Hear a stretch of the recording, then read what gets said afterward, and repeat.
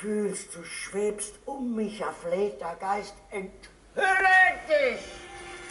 Ah, mein Herzen reißt zu neuen Gefühlen, all meine Sinnen sich erwühlen. Ich fühle ganz mein Herz dir hingegeben. Du musst, und kostet es mein Leben.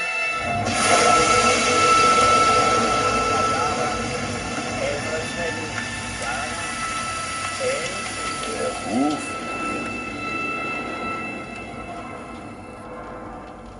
Schreckliches Gesehen. Du hast mich mächtig angezogen, von meiner Sphäre lang gesogen.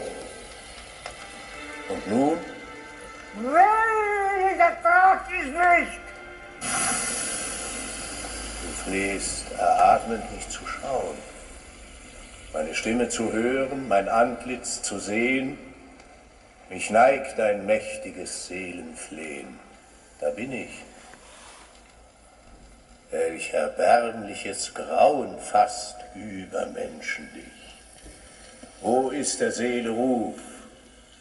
Wo ist die Brust, die eine Welt in sich erschuf und trug und hegte, die mit Freude beben erschwoll, sich uns, den Geistern gleich zu heben?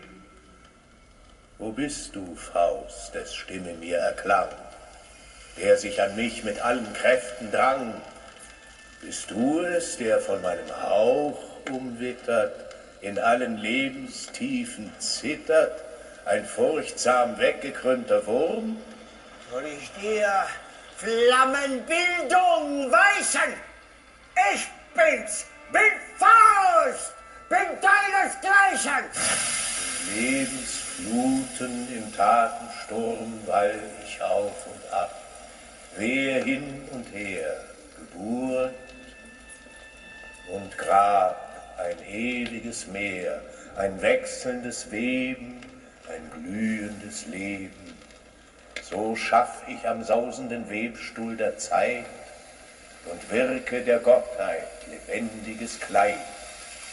Der du die weite Welt umschweifst, geschäftiger Geist, wie nah fühle ich mich dir? Du gleichst dem Geist, den du begreifst, nicht mir. Nicht dir, wem